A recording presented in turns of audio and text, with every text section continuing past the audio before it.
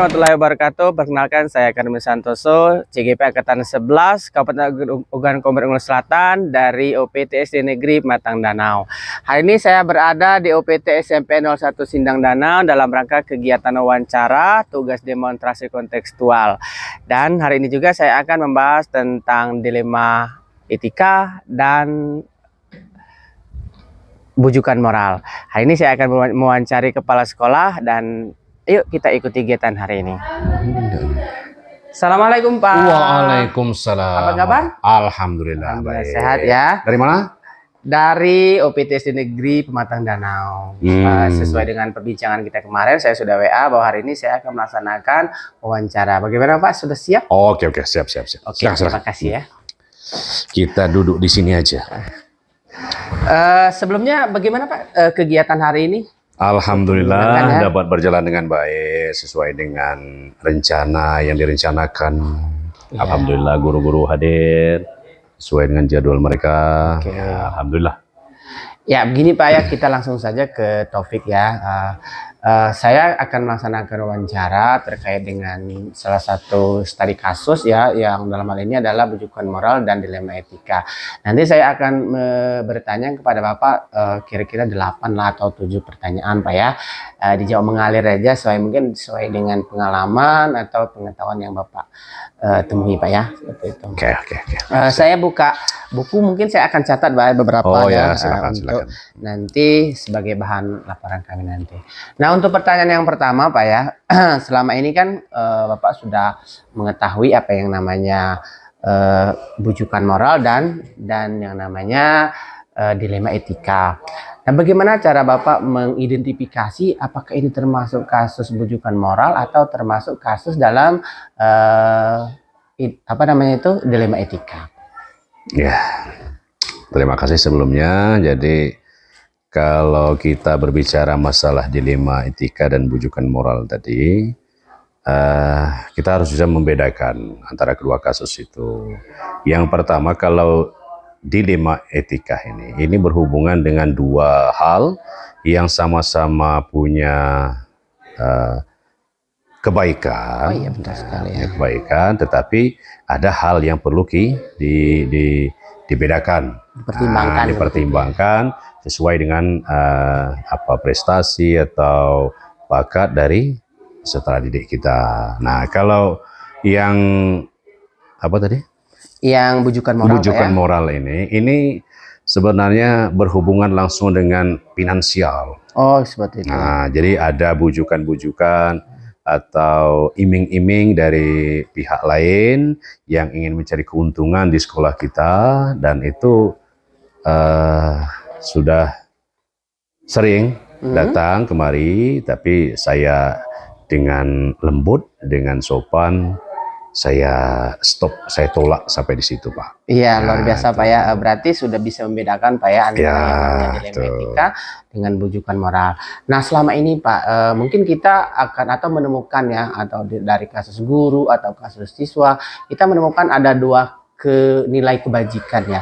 Bagaimana pertimbangan Bapak dalam memutuskan hal tersebut? Caranya Pak kira-kira seperti apa? Ya, betul sekali. Memang sering terjadi hal-hal seperti itu. Ada siswa, mungkin juga ada guru di sekolah kita ini.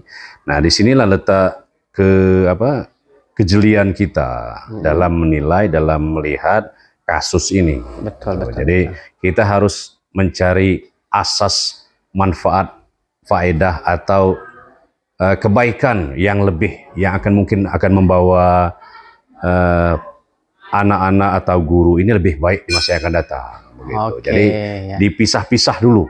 Nah, kita cari yang terbaik supaya tidak ada yang dirugikan antara keduanya. Begitu. Ya, sepakat ya dengan pemikiran Bapak.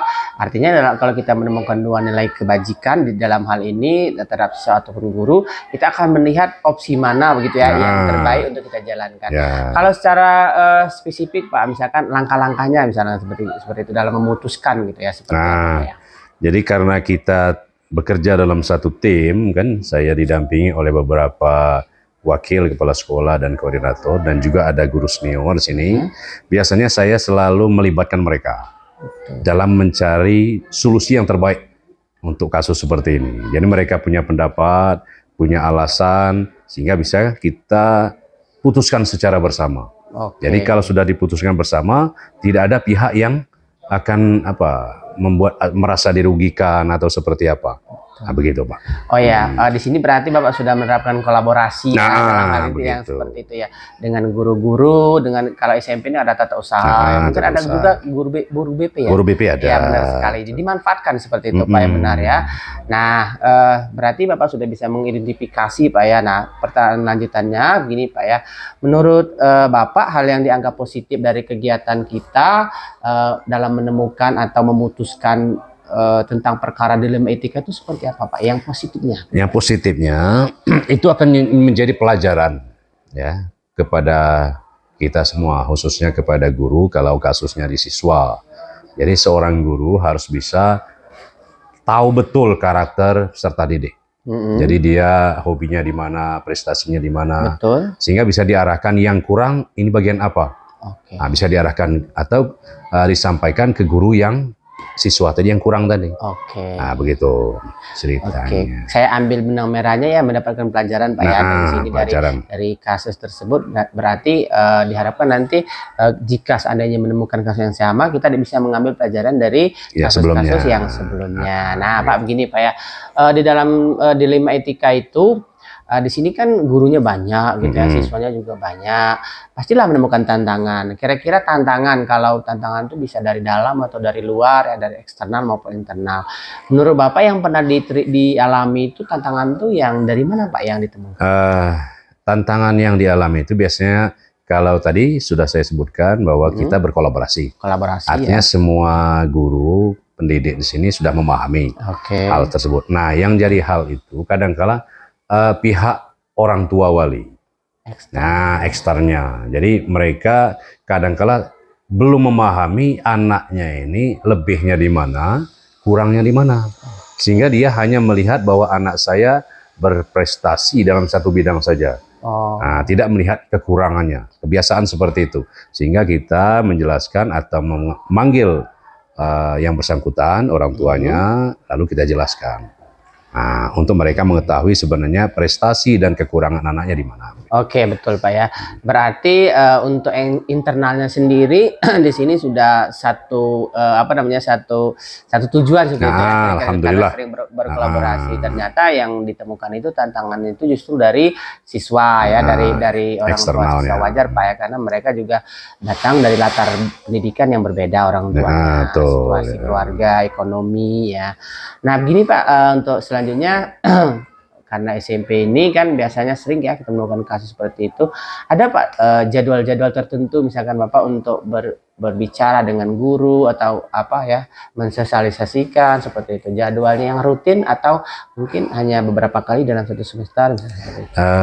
Untuk hal sosialisasi atau kolaborasi tentang informasi-informasi yang baru terbarukan, itu kami selalu mengadakan bisa rapat atau pembinaan tiap bulannya Pak.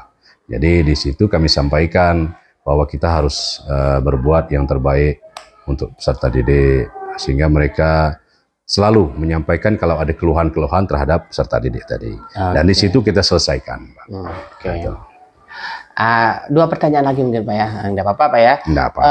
Faktor ya, jadi di sini kan ada kan selain kolaborasi tadi ada faktor yang mempermudah Pak ya dalam memutuskan perkara dalam dilema etika. Nah, apa sih Pak yang Bapak tangkap dari sini, faktornya itu seperti apa Pak, faktor yang mempermudah itu?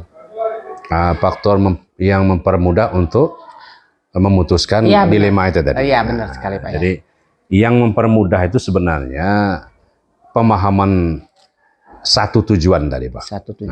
Satu tujuan artinya kita mendidik di sekolah dengan peserta didik yang berbagai macam sifat karakternya tadi, dengan prestasi dan kelemahan tadi, tapi kita punya satu tujuan yang sama, bahwa kita harus memperbaiki, membuat anak ini lebih baik.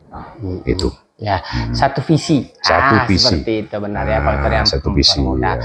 Nah, terakhir Pak, saya minta mungkin refleksinya, mungkin seperti itu. Maksud saya tuh dari pengalaman, kan sudah pernah pengalaman menemukan.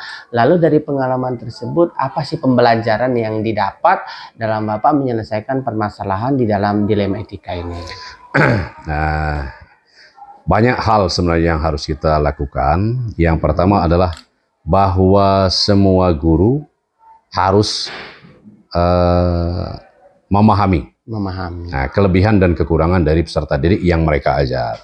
Dan tidak hanya dibebankan kepada satu atau dua orang saja. Nah, semua kita baik guru, pendidik, dan tenaga kependidikan atau warga sekolah yang lain harus bersama-sama. Jadi untuk mencapai visi dan tujuan yang sama tadi, jadi kita harus semuanya memahami bahwa tujuan kita satu. Itu Pak. Luar biasa sekali Pak ya, saya sudah mendapat poin-poinnya dari kegiatan kita hari ini. Ternyata di sini Bapak sendiri sudah sangat baik sekali dalam penyelesaian, identifikasi dalam kasus-kasus yang ditemukan di sekolah ini. Sukses selalu Pak ya, terima kasih untuk waktunya yang telah memberikan kesempatan kepada kami untuk dapat berwawancara, katakanlah seperti itu ya, kerennya Pak ya dalam hal ini. Selain itu sebagai ajang silaturahmi. Saya juga sama, sudah dikunjungi, mudah-mudahan pendidikannya lancar, dapat berhasil dengan baik, sehingga dapat menularkan, mengimbaskan kepada sekolah-sekolah yang dapat dikatakan belum ada CGP-nya lah begitu. Mudah-mudahan bisa disampaikan atau imbaskan tadi Pak. Terima kasih Pak. Mungkin Bapak ada kegiatan lain dan kami pun mungkin akan melanjutkan kegiatan ini Pak, karena masih ada kegiatan kami dalam rangka wawancara ini. Terima kasih. Sama-sama. Sukses. Waalaikumsalam. Berada di UPTSD Negeri Muara Sindang Tengah dan akan mengadakan wawancara dengan kepala sekolah dalam rangka kegiatan. Assalamualaikum Ibu, apa kabar? Waalaikumsalam warahmatullahi wabarakatuh. Alhamdulillah kabar baik. Oke, saya duduk Bu ya. Kemarin kan kita sudah ada perjanjian ya, saya sudah menelpon Ibu untuk mengadakan kegiatan hari ini dalam rangka saya melaksanakan tugas demonstrasi konseptual. Bagaimana, sudah siap Bu? Siap. Alhamdulillah. Bagaimana kegiatan hari-hari sebelum kegiatan pembelajaran atau mungkin dengan Dewan Guru gimana? Berinteraksi baik. Alhamdulillah berjalan dengan lancar. Oke ya, langsung aja Bu ya, dalam kegiatan ini nanti saya akan menanyakan beberapa pertanyaan. Ibu jawab saja seperti ya pengalaman Ibu yang sudah laksanakan selama ini. Boleh saya buka catatan Bu ya, nanti akan saya catat Bu ya, akan apa yang mungkin disampaikan Ibu nanti saya akan coba catat nanti untuk bahan laporan. Siap ya. Gini Bu ya, sebagai pertanyaan pertama, selama ini kan kita sering menemukan yang namanya kasus, kalau katakanlah kasus seperti itu, ada yang namanya bujukan moral, ada yang dilema etika. Lalu bagaimana cara Ibu mengidentifikasi kasus tersebut? Dengan mempelajari dan menyimpulkan kasus yang terjadi yang dapat digunakan sebagai bahan untuk menindaklanjuti pengambilan keputusan yang berkaitan dengan dilema etika maupun moral tadi. Oke, terima kasih ya. Kemudian lanjutan ya Bu, pertanyaan yang selanjutnya, bagaimana sih cara Ibu dalam mengambil keputusan di sekolah apabila kita menemukan dua kasus ya yang sama-sama menemukan atau mengandung nilai kebajikan seperti itu Bu ya? Merupakan sebuah situasi di mana seseorang harus membuat keputusan antara benar dan salah. Sedangkan dilema etika adalah sebuah situasi yang mana ada dua kepentingan yang sama-sama benar atau sama-sama mengandung nilai kebajikan. Iya, benar sekali Bu ya. Jadi memang betul bahwa dilema etika itu kita tuh menemukan sebuah permasalahan yang di dalamnya itu ada dua nilai kebajikan. Jadi kita katakanlah seperti itu bingung ya untuk menghadapinya itu. Nah, selama ini langkah-langkah yang sudah dilakukan gitu, yang langkah-langkah dilakukan dalam menghadapi situasi tersebut. Di dalam pengambilan keputusan, hal pertama yang dilakukan adalah melakukan identifikasi awal untuk membedakan kasus yang termasuk dilema etika atau bujukan moral. Oh iya, benar sekali. Memang betul ya, karena kadang-kadang kita tuh bingung ya menentukan apakah kasus tersebut termasuk kasus dilema etika atau dalam kasus rujukan moral. Jadi menurut saya itu saya sangat sepakat ya yang disampaikan oleh Ibu, bahwa bagaimana kita menentukan dulu ya, mengidentifikasi ya, katakanlah seperti itu. Nah, menurut Ibu, dari yang sudah Ibu lakukan ya, langkah-langkah yang dianggap positif ya dalam pengambilan keputusan tersebut seperti apa, Bu? Berbasis berpikir, hasil akhir berorientasi pada aturan yang benar dan mengutamakan. Oke, berbasis apa tadi, Bu? Boleh diceritakan lagi? Berpikir, Oh, berbasis hasil akhir Betul ya, betul. berorientasi pada aturan yang benar dan mengutamakan. Benar ya, saya sependapat, Bu ya, berarti kita mengutamakan pada aturan seperti itu ya. Jadi kita sudah punya aturan tertentu dalam menyelesaikan kasus dilema etika tersebut.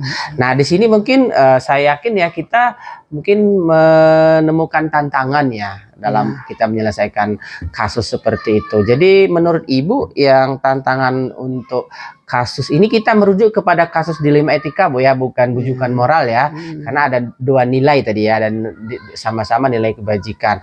Nah, bagaimana, Bu, tantangannya dalam menyelesaikan itu?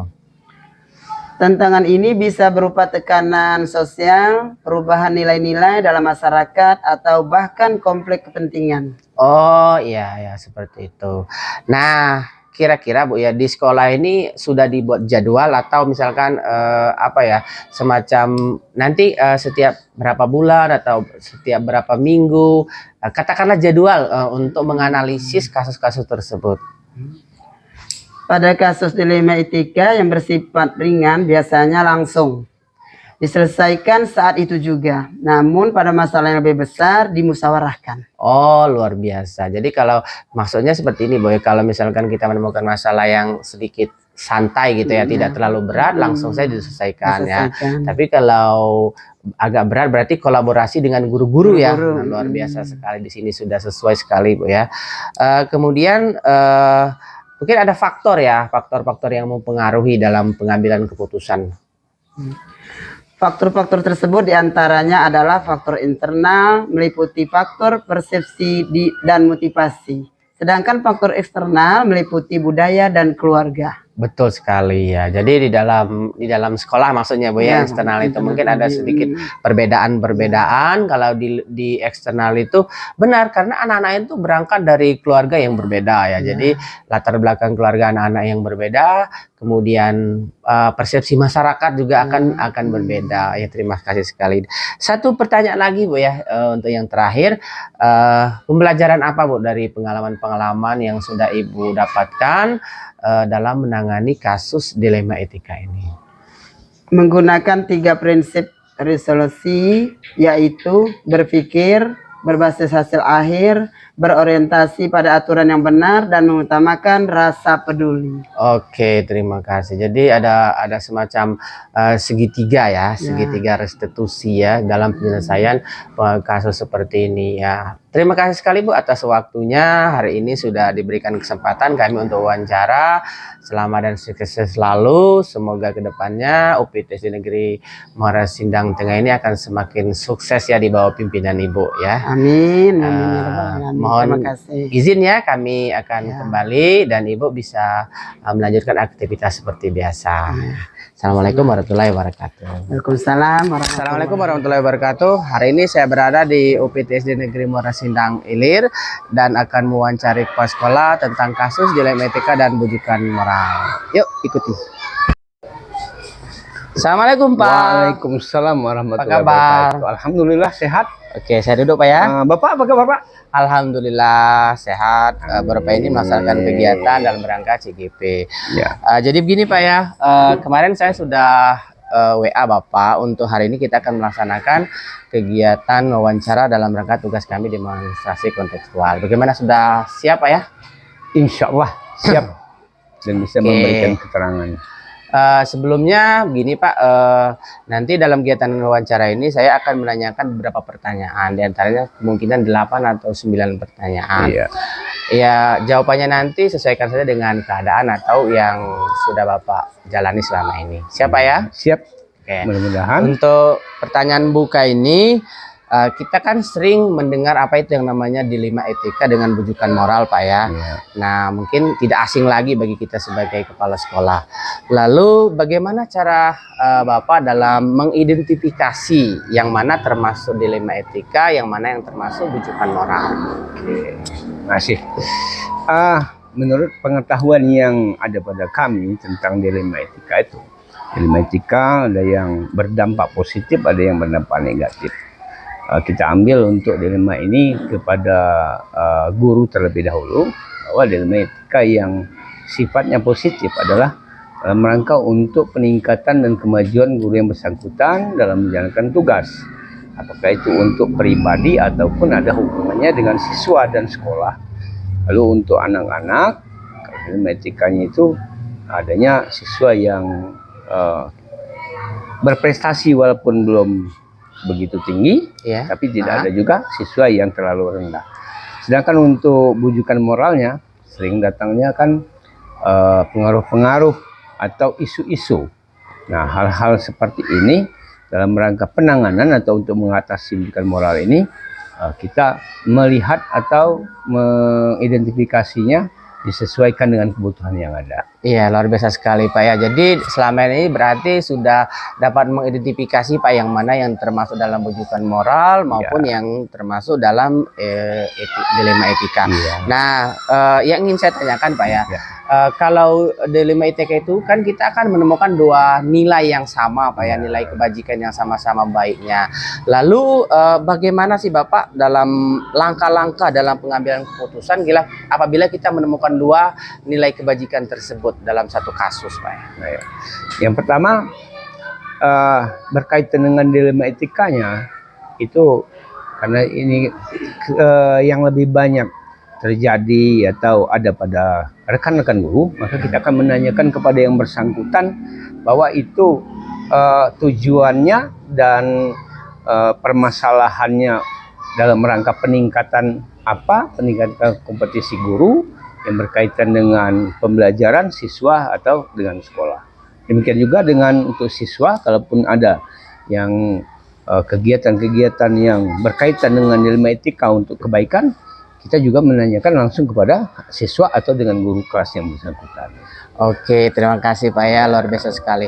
Nah, tadi sudah kami dengarkan bagaimana cara menjalankan ya dua kasus tersebut atau dalam mengambil keputusan. Nah, kira-kira Pak yang ingin kami tanyakan berikutnya adalah langkah-langkah. Nah, jadi kan kita tahu ini adalah dilema etika. Lalu langkah-langkah penyelesaiannya kira-kira menurut Bapak seperti apa?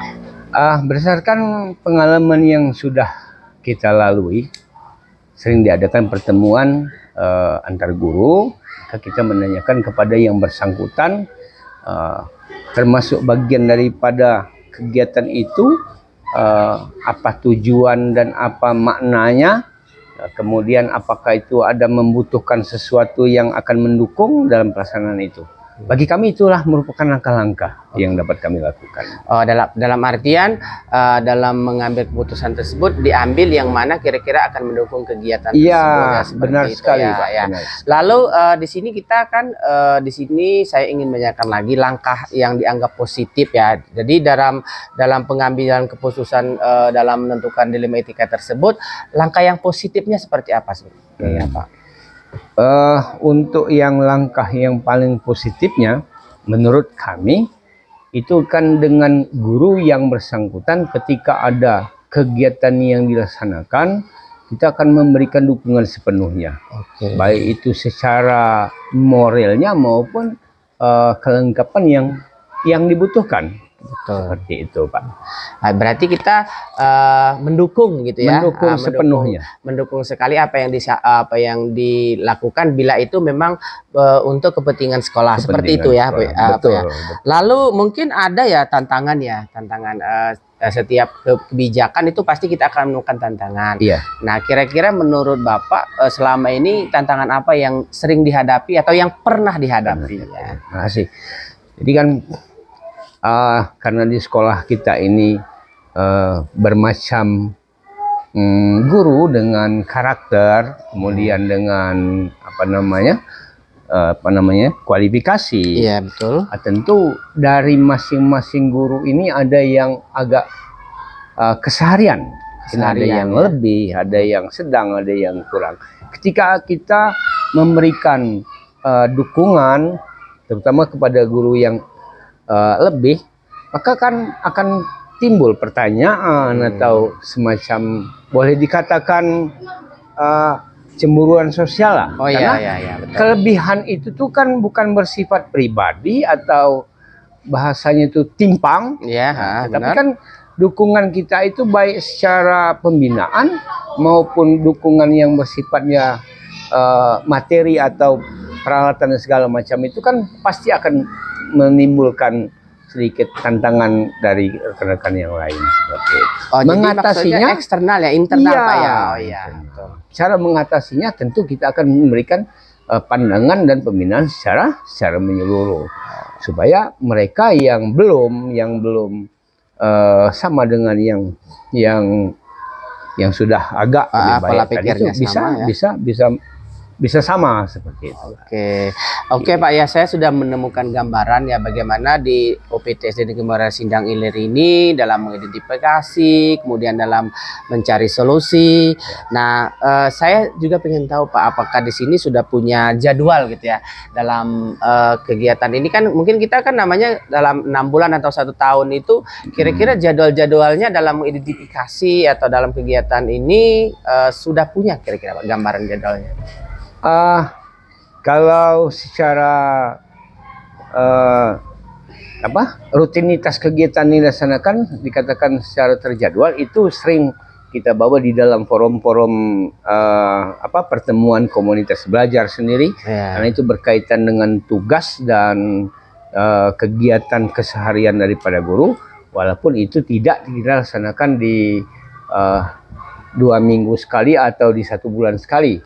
Kadang-kadang di akhir semester kita adakan evaluasi kinerja, baik kepala sekolah mengevaluasi kinerja guru dan sebaliknya guru-guru mengevaluasi kinerja kepala sekolah, supaya situ terjadi namanya saling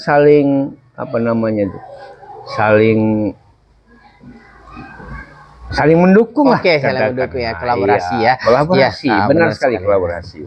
Jadi luar biasa Pak ya, berarti kira-kira minimal lah di setiap rakor seperti itu tadi yang disampaikan benar ya. sekali. Kemudian untuk di akhir semester itu ada evaluasi. Itu luar biasa sekali. Terima kasih Pak ya. Mungkin 2 pertanyaan lagi Pak ya, masih bisa ya. Yang selanjutnya yang saya tanyakan, di sini kan banyak guru atau siswa atau lingkungan. Nah, menurut Bapak yang faktor yang sangat mendukung dalam kegiatan penyelesaian kasus dilema etika di sekolah ini khususnya seperti apa itu Pak? Yang paling mendukung ya, saya berterima kasih dengan rekan-rekan guru yang dari sini ya, walaupun yang tadi saya katakan ada yang masih belum sepenuhnya, ada yang sedang dan sudah ada yang berusaha maksimal, tapi secara keseluruhan mereka saling dukung-mendukung, saling memberikan dukungan kepada rekan-rekannya yang secara kebetulan ketika ada kegiatan yang diselenggarakan oleh teman-temannya, maka mereka yang lain akan mendukung. Demikian juga dengan lingkungan luar, lingkungan luar seperti komite sekolah. Betul sekali ya. Berapa program sekolah ini yang sudah kita ajukan ke komite sekolah. Seperti itu Pak. Luar biasa Pak, berarti ada kerjasama ya dengan guru, kolaborasi dengan rekan-rekan sejawat, kemudian juga kerjasama dengan pihak ketiga ya, dalam hal ini komite sekolah. Terakhir Pak, dalam ini pastilah sudah ada pengalaman ya. Lalu pembelajaran dari pengalaman Pak, kita kan selalu belajar dari pengalaman. Lalu apa sih yang Bapak dapatkan selama ini dari pengalaman-pengalaman dalam menangani kasus ini? Memang dalam mencapai suatu tujuan itu pasti akan ada namanya hambatan-hambatan. Iya, betul. Terkadang kan program atau rencana kita yang baik itu tidak serta-merta itu dipahami dan diterima. Betul ya. Kemudian tetapi tidak ada juga yang mungkin tidak berani secara terang-terangan itu langsung boleh dikatakan membantah atau tidak mengikuti. Nah, dari belajar dari pengalaman itu maka selalu kita laksanakan atau kita usahakan bagaimana supaya komunikasi kita dengan rekan-rekan kerja di sini selalu kita jaga dan selalu kita perbaiki untuk lebih ditingkatkan supaya di masa-masa yang akan datang apa yang kita rencanakan bersama dapat kita capai dan dapat kita lihat hasilnya secara bersama pula. Oke, terima kasih Pak. Saya sudah punya gambaran dari kegiatan ini dan terima kasih untuk waktu yang sudah diberikan kepada kami dalam rangka kegiatan wawancara ini. Sukses selalu untuk PTS Negeri Muara Sindang Ilir. Semoga tidak menemukan yang namanya bujukan moral, Pak ya. Insya Allah. Karena kalau kita menemukan dilema etika itu biasa ya untuk kita menyelesaikan. Tapi kalau sudah kita menemukan yang namanya bujukan moral ya itu kan ada pilihan benar atau salah. Tentu kita akan memilih yang benar. Terima kasih Pak sekali lagi atas Sama-sama, waktunya. mohon maaf Saya atas akan- segala kekurangannya. Terima kasih Ya. atas kedatangan dan ini sesuatu pengalaman yang sangat bermanfaat bagi Ya. Mohon maaf atas segala kekurangannya, mohon maaf atas segala kesalahan dan kekeliruan. Oke, selamat beraktivitas Pak ya. Terima kasih. Assalamualaikum. Waalaikumsalam warahmatullahi wabarakatuh.